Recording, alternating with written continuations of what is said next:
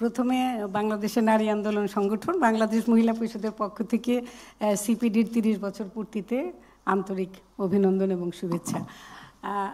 আসলে একটা ন্যায়ভিত্তিক সমাজের স্বপ্নচারী প্রফেসর রেহমান সোবহান, তার হাত ধরেই তার ব্রেন চাইল্ডই আসলে সিপিডি আর কি, এবং যিনি একটা মানে অর্থনৈতিক মুক্তির মধ্যে দিয়ে একটা বৈষম্যহীন সমাজ গড়ার জন্য যিনি চিন্তা করছেন, ভাবছেন, লিখছেন, মানে বিরামহীনভাবে কাজ করে চলেছেন।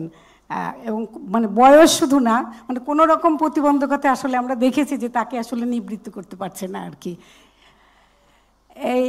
উনি আসলে আমরা জানি যে উনি কাজ করছেন বাংলাদেশের স্বাধীনতার আগের থেকে মুক্তিযুদ্ধের সময় এবং মুক্তিযুদ্ধ পরবর্তী সময়কালের থেকে এই পর্যন্ত তিনি কাজ করে চলেছেন।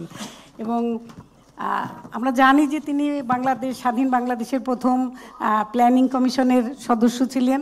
পরবর্তী সময় আমরা দেখেছি যে উনি বিচারপতি শাহাবুদ্দিন সাহেবের যে তত্ত্বাবধায়ক সরকার, তার একজন উপদেষ্টা ছিলেন, এবং সেই সময় তাকে আমরা দেখেছি যে অংশীজনদের নিয়ে তিনি টাস্ক ফোর্স গঠন করে অনেক সুপারিশ, দেশের উন্নয়নের স্বার্থে কিন্তু তিনি অনেক সুপারিশ জমা দিয়েছিলেন। তারপর থেকে আমরা অবশ্য তাকে আর কোনো সরকারি কর্মকাণ্ডের সঙ্গে সম্পৃক্ত হতে দেখিনি।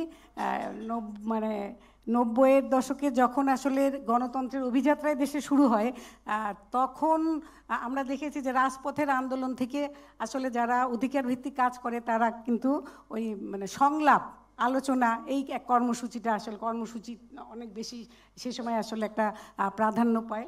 সিপিডিও আসলে সেই সময় তৈরি হয়, এবং আমি বলবো সিপিডিতে এখন যারা কাজ করছেন তারা খালি এই 30 বছর না, মানে স্যারের যে এই দীর্ঘ সময়ের যে ভিশন, সেটা কিন্তু অনেক বেশি ডিপ রুটেড সিপিডির মধ্যে হবে, এইটাই আসলে আমাদের প্রত্যাশা আর কি। এখন বাংলাদেশের নারী আন্দোলন আজকের এই দিনে বাংলাদেশ নারী আন্দোলনের পক্ষ থেকে, বাংলাদেশ মহিলা পরিষদের পক্ষ থেকে এই সময় আসলে আমি গভীর কৃতজ্ঞতার সঙ্গে স্মরণ করছি যে আসলে ওনার কাছে আমাদের অ্যাডভোকেসি করতে যেতে হয়নি, উনি পলিসি লেভেলে না, কিন্তু উনি আমাদের সঙ্গে সবসময় ছিলেন, আমাদের অ্যাডভোকেসিকে আসলে সমর্থন করেছেন। বিশেষ করে বাংলাদেশের যে মানে নারীর রাজনৈতিক ক্ষমতায়নের যে আন্দোলন, এবং বিশেষ করে সংসদে নারী আসনে সরাসরি নির্বাচনের ব্যাপারে আমাদের যে দাবি, সেই দাবিটার প্রতি উনি অকুণ্ঠ সমর্থন জানিয়েছেন।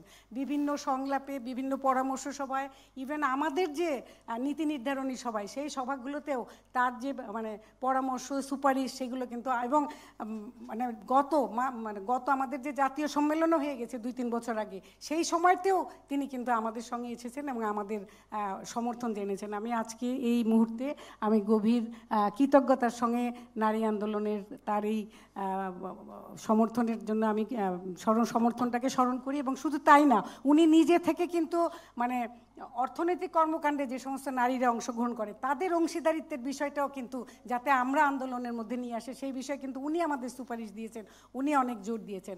তা আজকে 30 বছর পরিস্থিতি আসলে অনেক মানে এগিয়ে গেছে, পরিবর্তন হয়েছে। আমরা আশা করব যে একটা জেন্ডার সমতাপূর্ণ সমাজ অথবা একটা ন্যায়ভিত্তিক সমাজের জন্য, একটা বৈষম্যহীন সমাজের জন্য সিপিডি তার কর্মসূচিতে, বর্তমানে সিপিডির নেতৃত্বে আমরা দেখেছি যে স্যার ছায়ার মতো আছেন, কিন্তু অনেক পরবর্তী প্রজন্মের অনেক মেধাবী অর্থনীতিবিদ নারী এবং পুরুষ তারা এখানে এসছেন, এবং অনেক তরুণ প্রজন্মের তারা এখানে যুক্ত হচ্ছেন। আমরা আশা করব যে সিপিডি তার কর্মসূচিতে, যে বর্তমানে যে উন্নয়ন কর্মসূচিতে আমরা অনেক নতুন নতুন শব্দ শুনছি, অনেক নতুন নতুন ভাবনা শুনছি বৈশ্বিক পরিসরে, যেমন জেন্ডার রেসপন্সিভ ফিন্যান্সিং, যেমন ফিনান্সিয়াল ইনক্লুশন, যেমন right two property and resources, incorporation of the domestic and care work in the GDP, এই সব বিষয়গুলো নিয়ে সিপিডি আরও অনেক বেশি গুরুত্বের সঙ্গে সংলাপ করবে, গবেষণা করবে এবং অ্যাডভোকেসি করবে। আমি সিপিডির উত্তরোত্তর সাফল্য কামনা করি। এবং সিপিডির আসলে আজকের যে সিপিডি, এটুকু আমি বলতে চাই, একজন বক্তার, আমরা লাস্ট সেশনের একজন বক্তার উদ্ধৃতি দিয়ে বলতে চাই যে সিপিডি মানে, সিপিডি নিজেকে এমন এক জায়গায় নিয়ে গেছে, সিপিডি মানে সিপিডির গ্রুপ এবং তার সামনে অনেক অনেক ক্যামেরা। ধন্যবাদ।